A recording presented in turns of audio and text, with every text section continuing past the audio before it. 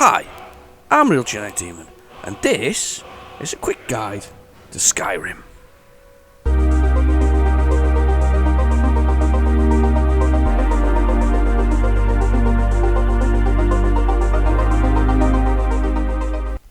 So let's start with the easy part. Let's start with character selection. Now this occurs slightly into the story when you start a new game. You've got to go through a little bit of introduction explaining that you're an interloper, you attempted to cross the border into Skyrim, and that you got caught by an Imperial ambush, and they kind of don't really care. The Imperials wish to execute you anyway because you obviously look like a bad one. So it sets the scene nicely. It sort of explains the current ongoing war between the Stormcloaks on one side and the Imperials on the other. The Stormcloaks wanted to be free as a nation, and the Imperials wanted them to become or stay part of the Imperial nation, of course. So without getting into too much detail, the easiest way with this kind of thing is to have a little look through the characters and see what you fancy more than anything else. Each character has their own special ability, and you can sort of skip through them, and they say at the bottom basically, skilled in combat and magic, anywhere where there's gold coins might be found. Imperials always find a few more. So they've got a few little things, and it gives you really basic things, and you don't have to get into too much.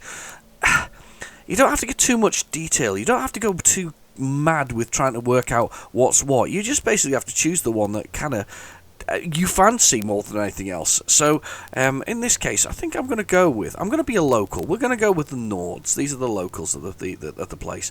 I quite often go with orcs because they're very good at smithing and a number of other things. But we're going to go with our Nord friend here, and he has a battle cry that makes people flee, and he's very good with cold, and they're very good warriors. So that'll do nicely. Now you've got other things you can do, and this is really up to you. You can apply this in whatever way you want. We can become female. We can be male, we can use the presets that are there to sort of give us a preset Nord if you can't be bothered with the complexity of generating a character. And it's no different really than a first-person shooter where you can customize your character, and that's all you're doing. So I quite like the look of him actually. But you've got more detail, complexity. You can make him dirty. You can put scars on it. You can give him war paint. There's lots of bits and pieces you can do. So the basics of it are to choose somebody who sets the basic skills that you want, which is basically along here. This guy will be tough, he'll be strong, and as I say, he has a battle cry, which is kind of like a special move, if anything. So that is the basics of creating a character, and when you're done, literally press X and the story continues. No, after you've named yourself, of course. So we'll call ourselves, I don't know. Let's call ourselves Fred, I think. Will be Fred. Fred the Nord. There we go. Or Freddy. I quite like Freddy. Let's have Freddy. Freddy the Nord. There we go. And then the story continues, and then we will go. This is the basics of the first mission, which is relatively simple. We'll not go through this because it's relatively simple. So what we'll do is we'll restart again once we've been sort of ejected from this storyline. It's kind of easy to follow. You make a choice along the way on what you really wish to do within it, whether you wish to sort of follow the Stormcloaks or you want to sort of follow the Imperials. Anyway. We'll cut to when we choose one or the other. So, once the tutorial's finished, you get to this point where whoever you chose to follow, either the Imperial or the Stormcloak, kind of give you the initial direction, an initial part of what they want you to do to start the sort of main storyline, the quest. So you basically end up at the point where he's saying to me, I'm going to go to Riverwood because my uncle is the blacksmith there, and that's what he's doing, and he guides you there. So the first initial bit after the character generation, the initial sort of intro sequence character generation, is a learning experience. It teaches you how to use magic, teaches you how to use a bow, and it teaches you how to use a melee weapon of some sort, so swords, hammers, anything you really fancy. Now, we're in the situation now where he wants us to follow him to some extent. He wants to give us the final bit of his guide, final part of his tour, which is basically to get you down the mountain. So without messing around too much, we'll start heading down the mountain, and I'll start pointing some things out as we go. So the thing about role-playing adventure games, a bit like your shoot 'em ups, is it's really about leveling up your weapons or your skills, and that's the main thing. By the way, I'm stopping here to grab ingredients. Ingredients can be used to make potions or other things, health and bits and pieces, which you can kind of generate extra health. So it's like getting yourself a health potion in a shoot 'em up or an action role-playing game. So there's bits and pieces that can be there. There's lots of things and lots of ingredients that are out here that can be grabbed. Pretty much, if it looks like it should be grabbed or it turns into something when you touch it, like this, you can take them.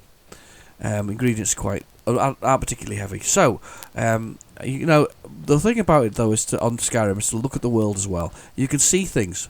On the top of the screen, there's a little a map indicator. When they're black, it means you haven't been there, so you can't fast travel to it. But you can see, for instance, up here there is some kind of temple. In fact, it's a dragon temple that's up in the top of the hills. So it's marked there with, I don't think it's the stones, because I don't think it's there yet. But we basically can wander where you want, when you want, along the map. I'm going to have a look at the map in a minute. We're just going to head down the hill, because he's desperate for us to go down the hill.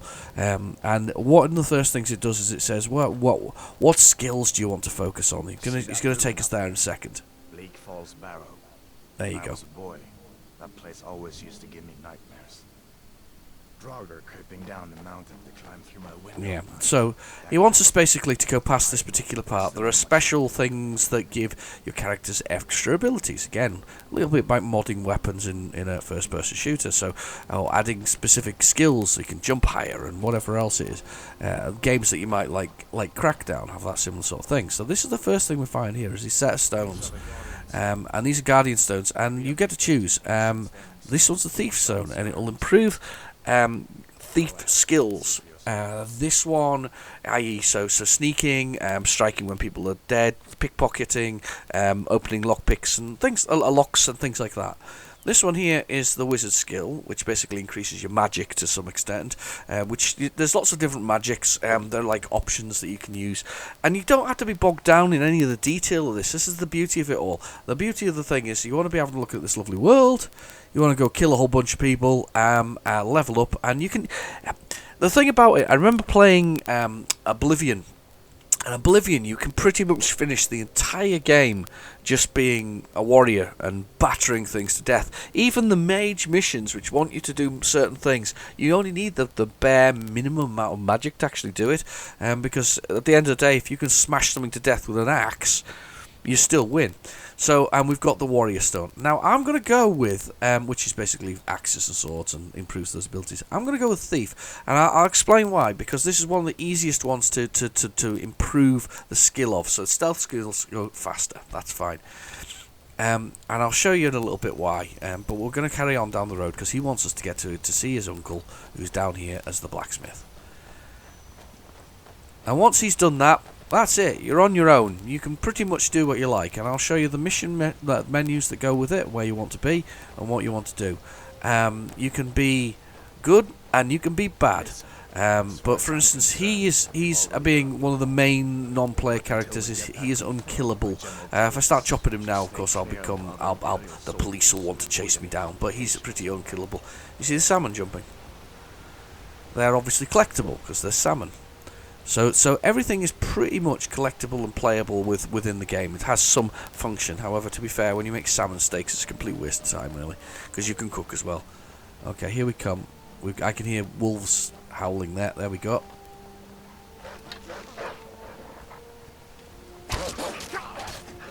I'm going to change my weapons now in my weapon menu, just quickly, and I'm going to give myself an axe.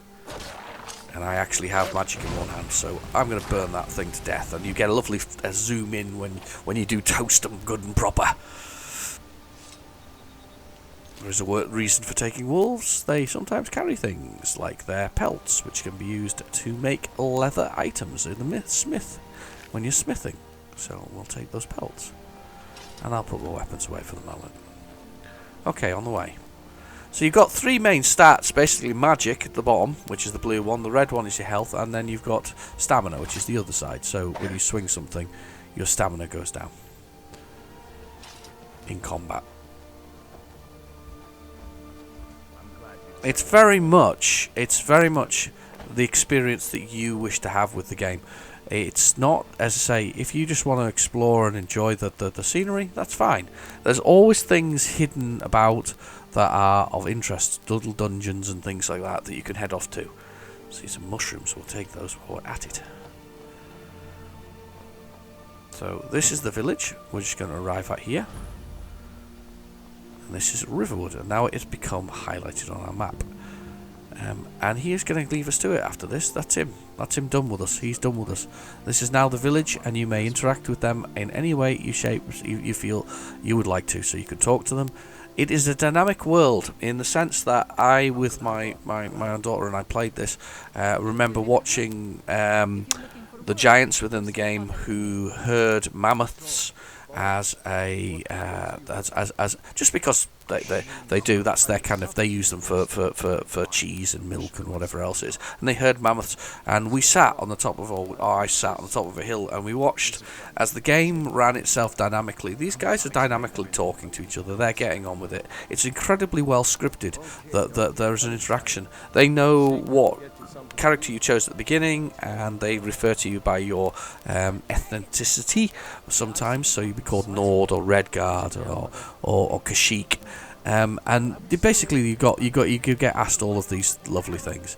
So yeah, he's wanting me to follow him now and go into his house and say hi, which is fine, and he'll give me some goodies to do.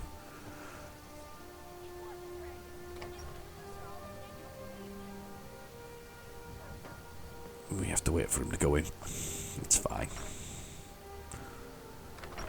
There we go. So we go online and we can have a little chat with this chap. Most interactions within the game, I say every, not every interaction does it, but most interactions within the game cause the game to. And he's got supplies, how to forge, all the other bits and pieces, and being Skyrim, it has little foibles like things like that. Now you can steal these things and you can sell them and whatever else it is. And there's his wife or his daughter. Can't remember what it is. I think it's his wife. Anyway, so what else do we want to do? What do you want to do? And there we go. Some supplies. We need to take some supplies so they'll give up with the mission. What are you two doing here? So he'll give you some bits and pieces to help you out. So some cheese and garnet, I'll have that. I'll have some iron, I'll have some of that, I'll have some health potions. Thank you very much for all those things. Then everything has a little interaction within it. And then the dragon escaped. And this is basically just setting up the initial story. He will ask you to go see the Jarl at Whiterun, which is the kind of the king there, and that's where he's going to ask me to go in a second.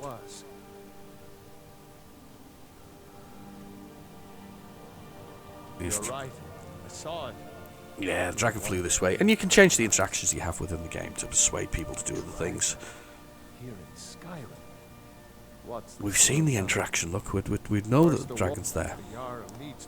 We need to get word to Jarl Balgruuf in White. Now we have to get to word to the Jarl, and this is really the main storyline. This is where it sets this all up. So once he's finished doing his little chat here, what we're going to do is I'm going to exit that, and he says he wants to complete it and it's done. So if I go outside, we'll go through some of the menu options now. I think it's the easy answer. So let's just start with the easy bits and pieces. So just stand in the middle of the road having a little look. Okay, so let's have a little look at the options that we actually have within the menus itself. This is if you press the B button, or on the Xbox, or not on the Xbox, on the PlayStation 4, if you're playing it on there, you'd be pressing the circle key. This brings up your sort of easy to use menu, and it is really easy to use. Quite literally, it has down at the bottom a map, and a map, as it says, shows the locations in the world, which it does, and you can zoom in and out, and it's quite a large world. It's quite an extensive world. The big ones here are towns that you can visit. You'll be asked to visit Solitude if you wish to join the Imperial Army, part of one of the big storylines, and you'll be asked to go to Windhelm if you want to join the Stormcloaks in their struggle against the Imperial Army. The area itself is quite diverse. The further south you go, down here you will find swamps. from right down the bottom here. You'll find swamps and various other bits and pieces, and you'll find swamps. And then you'll find further down sort of various bits and pieces. Now, this is the full enhanced edition, so we have various other places to go as well. Everywhere you go gets marked on the map, and it also allows you to fast travel back to it. So if you've been there, you can basically click on a button, and you can fast travel to that location. It's not necessarily... I think it takes some of the fun out of it. I'm a bit crazy. I quite like the experience of travelling around, but you can fast travel within it. And you can zoom in and have a little look and zoom out when you need to do things. So we'll go back. Now I'm going to have a look at the next options on the menu. We've got magic, and in magic we can choose the types of magic we want to use. Now, effects and powers. Powers are like this particular characteristic has battle cry. This causes enemies to flee. That's one of my Nord's special abilities. You'll also find other skills built into here later, including what's known as shouts. These are the things you can do. My Nord blood gives me resistance to frost.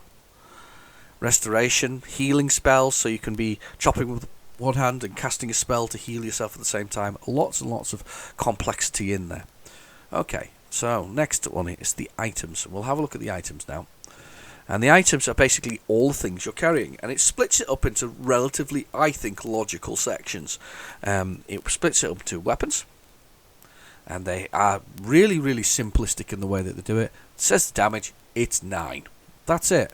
Damage 6. And the only difference with the arrows is you get the damage of the bow as of the arrow as well. So you've got bows and arrows. And you just literally select the weapons you want. Apparel is what you're wearing, what you've got in you're carrying. And there's things with different magic levels and other bits and pieces. So you've got items that are there. I always pick up the clothes, by the way. I'm a bit obsessed with picking up the clothes of everything. I strip everything naked and then sell all the clothing later. Because, well, why not? Potions are what you've got. Health is pretty obvious, it's more health. Magic is more magic. Stamina is more stamina. When you get something like this, though, Frostbite Venom, when you put it on, it applies it to the weapon you've got, which basically means when you chop somebody with that weapon there, this is a blood freezing poison that does 5 damage to health and stamina for 4 seconds. So when they're struck with that, they become damaged by it. So you can apply things like that. Food is literally food. I always find food a bit of an odd one in Skyrim. I don't think it's worth doing anything with unless you're doing something like me, which is I usually do is collect wine and things. I'm a bit strange for doing that. But beyond that, there's not really much point in food. I don't think. I've never actually found it. You sometimes get a little bit of health. Ingredients. Ingredients are what you use to mix up magical potions. And if you notice, each individual item in here has 4 unknown properties. And how do you find out properties? Well, you mix them together on an alchemy lab of some sort, or the easiest way is you press the A button and you eat it. And now we know that one of the effects of blue flower is it restores health. That's handy to know. So when we're mixing up something that restores health, a couple of things, we know where they're at. Bone meal, what does this do? That one damages my stamina. And so on and so forth. So let's restore health. So I know that if I mix these two together, I can restore my health. So it's actually worth eating the poisonous things. It's kind of weird, really. But eating everything gives you the first stat within it, and then mixing it with something else gives you the further statistics. Books are literally books. However, I say literally books. It's worth reading every book because they can increase your skills in certain areas. So if you find a book called The Thief, for instance, it makes your thievery skills, your pickpocketing, and your lockpicking going up. Keys are keys. They have no weight to them, but they're keys for places you've been, and they just get stored within there. And then you've got miscellaneous, which is kind of little bits of odds and ends that are within the game. So lockpicks end up in here. An iron bar or an iron ingot, which can be used to be smith something, as also in the game. Alright, okay, and I got hurt there, you see, because I ate that funny thing. Okay, top one. This one is the one that often people look at and go, ooh, this is a bit scary. Skills, it's not.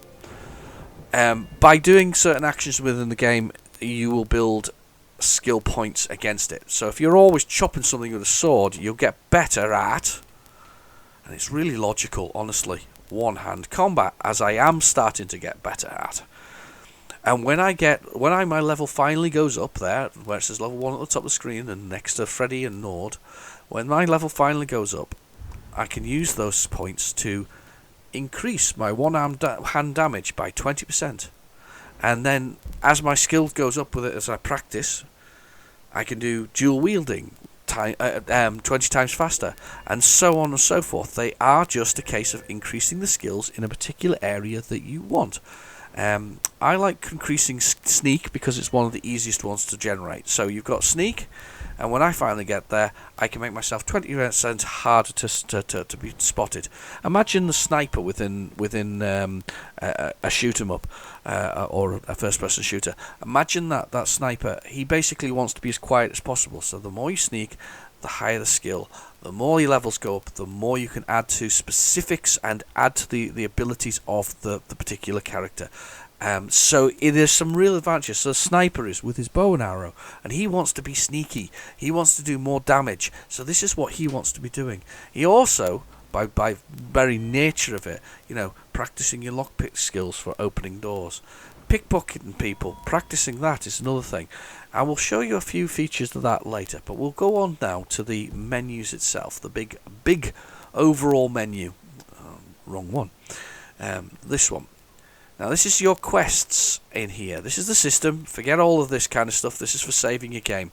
Do remember quick save though. That is one of the most exciting and most important of the lot.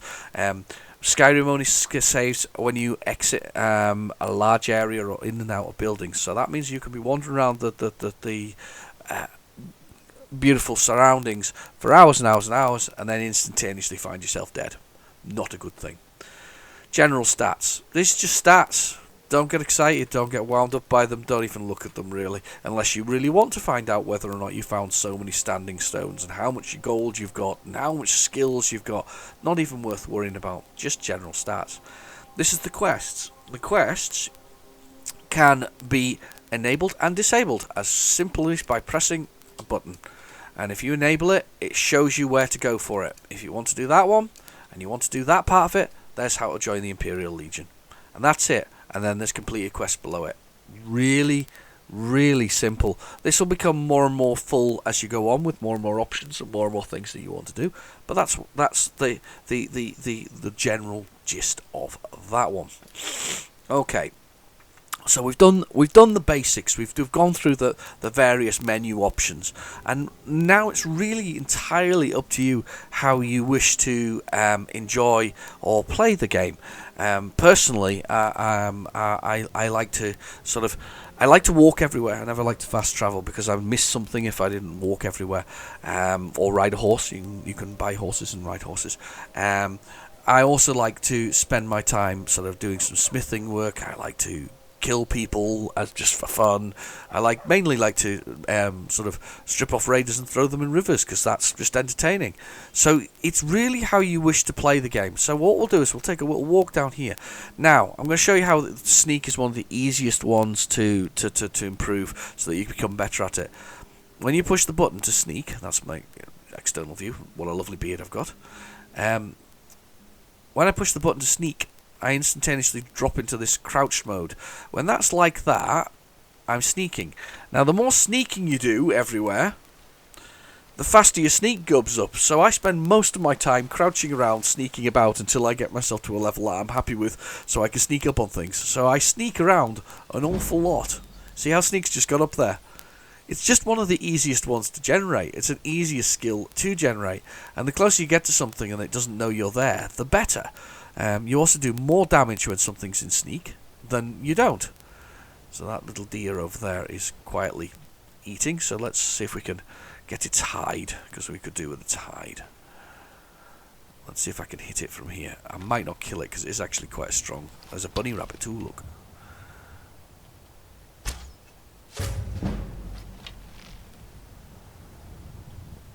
Let's run him. Running right at me.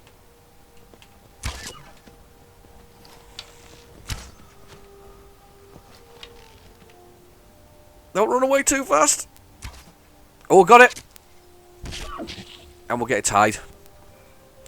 So it's really up to you. It entirely depends on you what you decide you want to be or what you want to do.